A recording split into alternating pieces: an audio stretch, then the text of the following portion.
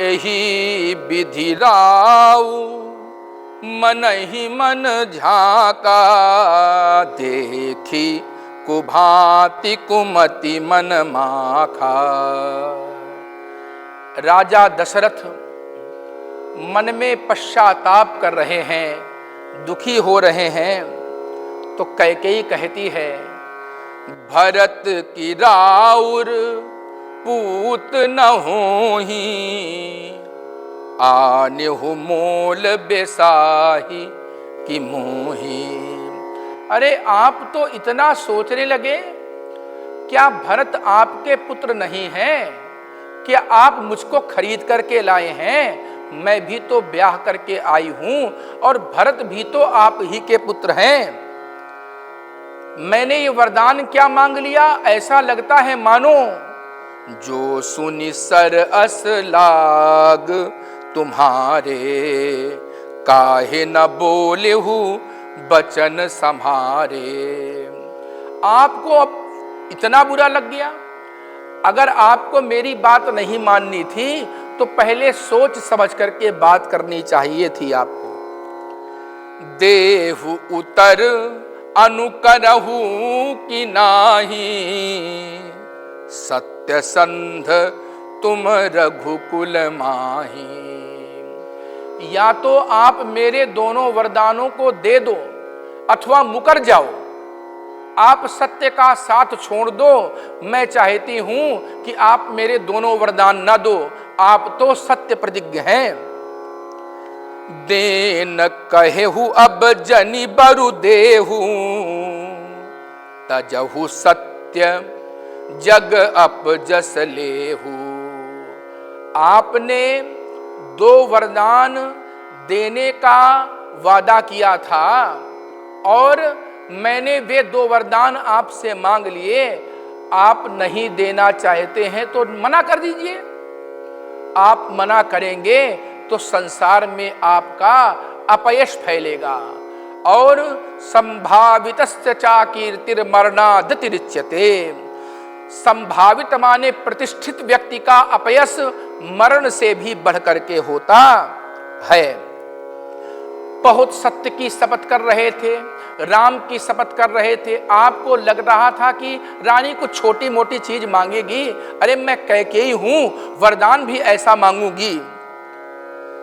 आप निश्चित सी बात जानते हैं कि शिबी ने, दधीच ने, बलि ने जो कुछ भी कहा है वैसा किया है।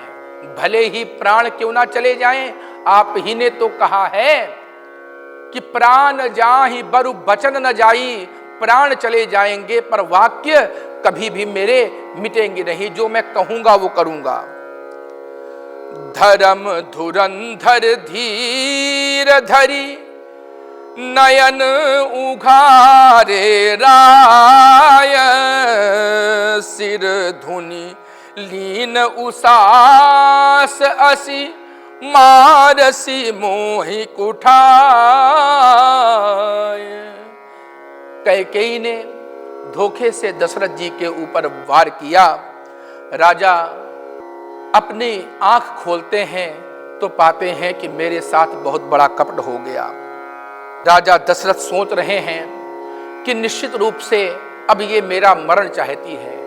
बार बार कैकेयी को समझाते हैं, प्रिया बचन कसी कहसी कुभांति, भीर प्रतीत प्रीत करी हाथी। तुम राम और भरत में अंतर कर रही हो। हे देवी, ये दोनों मोरे भरत राम दुई आँखी, सत्य कहूँ करि शंकर साखी। हे देवी, मैं राम में और भरत में कोई भेद नहीं मानता। मैं तो ये मान रहा था कि राम बड़े हैं और बड़े का ही राज्याभिषेक होना चाहिए, नहीं तो मेरे 2 नेत्र हैं राम और भरत। मैं शंकर जी की सौगंध खा करके कहता हूं कि हे देवी, मैं राम से बहुत अधिक स्नेह करता हूं। तुमने जो पहला वरदान मांगा है कि भरत को राजा बनाया जाए तो मैं मान गया।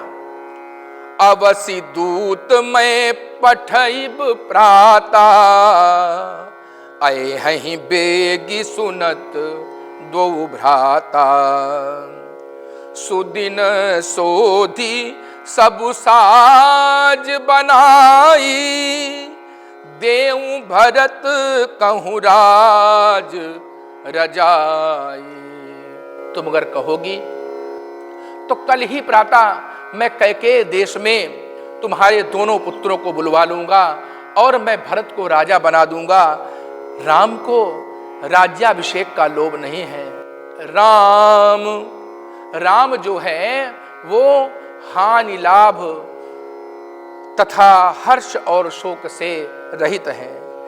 लोभ न राम ही राज कर, बहुत भरत पर प्रीति।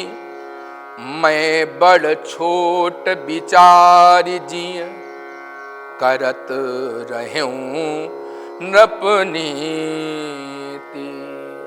राम को राज्य का लोभ नहीं है देवी। मैं तो इस वजह से राम का राज्याभिषेक कर रहा था कि जैसा एक राजा का कर्तव्य होता है कि ज्येष्ठ पुत्र को ही युवराज बनाए। राम सपथ सत कहूँ सुभाऊ, राम मातु मुहि कहेउ न काऊ। मैं सब कीन तो ही बिन पूछे, तेहि ते परे मनोरथ छूछे।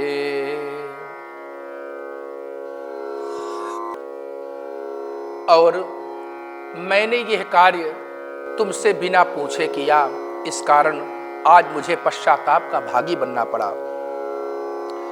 रिस परिहरु अब मंगल साजू, कछु दिन भये भरत जुबराजू। मैं गुरुदेव से दूसरा मुहूर्त दिखवा करके कुछ ही दिनों में भरत को यहाँ का राजा बना दूंगा, परंतु एक बात का मुझे कष्ट है। एक कहीं बात मोहि दुख लागा, बर दूसर असमंजस मांगा। मुझे एक बात का बड़ा कष्ट है, जो तुमने दूसरा वरदान मांगा है। राम तो बैरियों का भी कल्याण करते हैं और तुम अपने स्वयं अपनी वाणी से कहती हो कि राम मुझे बहुत प्रिय हैं। जिनके आचरणों से शत्रु भी प्रसन्न रहते हैं, वो राम क्या कभी अपने माता और भाइयों के प्रतिकूल चलेंगे? प्रिया हास रिस परिहरि, मांग विचार विवेक। जही देखूं अब नयन भरी, भरत राज अभिषेक। हे प्रिय, विचार करके मांगो, ऐसा वरदान मांगो जिससे मैं अपने जीवन में अपने जीते जी भरत को राजा बनते हुए देख सकूं। अगर तुमने अपनी बात नहीं पलटी, जिए मीन बरुबारी बिहीना, मनि बिनु फनिक जिए दुख दीना। एक बार मछली बिना जल के रह सकती है, सर्प बिना मणि के रह सकता है, परंतु कहूं सुभाऊ न छल मन माही। जीवन मोर राम बिनु नाही। मैं अपनी आत्मा से, अपने मन से कह रहा हूं कि राम के बिना तुम मेरे जीवन की आशा न करना। एक बार मत्स्य बिना जल के जीवित रह जाए, सर्प बिना मणि के जीवित रह जाए, पर मैं बिना राम के जीवित नहीं रह सकता हूं। सुनी मृदु बचन कुमति अति जरई, मनहु अनल आहुति घृत परई। दशरथ जी जितने प्रिय वाक्य बोल रहे हैं, आज कैकेयी उतनी ही क्रोधित हो रही है मानो कोई जलती हुई अग्नि में घृत की आहुति दे रहा हो। कहाई करहु किन कोटि उपाया, यहाँ न लागी राउर माया। आप अनेकों उपाय चाहे कर लो, करोड़ों प्रकार से मुझे रिझाओ, पर हे राजन तुम्हारे ये छल और प्रपंच अब मेरे सामने नहीं चल पाएंगे। देहु कि लेहु, या तो दो या तो फिर क्या लो, अजस करी नाही, मना कर दो कि मैं तुमको दोनों वरदान नहीं दूंगा और अपयश के पात्र बन जाओ। मोहि न बहुत प्रपंच सुहाही, टूक दो टूक बात होनी चाहिए, मुझे आपके ये प्रपंच बिल्कुल अच्छे नहीं लग रहे हैं। होत प्रात मुनि बेश धरी, जौन राम बन जाहि, मोर मरन राउर अजस, नृप समुझिय मन माही। अगर प्रातः काल होते ही मुनियों का सा वेश बना करके राम वन को नहीं गए तो ये समझ लेना कि मैं आत्महत्या कर लूंगी और आपको अपयश का पात्र बना दूंगी। लखी नरेश बात फुरी साची, तियमि सुमीचु शीस पर नाची। दशरथ जी जान गए कि स्त्री के बहाने मेरी मृत्यु हुई मेरे शीश पर नाच रही है, अब मेरा जीवन बचेगा ही नहीं। देखी व्याधि असाध नृप, परेऊ धरन धुनि माथ, कहत परम आरत बचन, राम राम रघुनाथ। दशरथ जी ने देखा कि ये मेरे समझाने से नहीं समझेगी, तो वे क्या करते हैं, बार बार दुखी वाणी से हा राम हे रघुनंदन हे राम ऐसा पुकारते हुए भूमि पर गिर पड़े। कंठ सूख मुख आव न बानी, जनु पाठीन दीन बिनु पानी। उस समय राजा दशरथ के मुख से कोई वाक्य नहीं निकल रहे, कंठ सूख गया, मुख से वाणी नहीं निकल रही, मानो बिना पानी के मछली तड़प रही हो।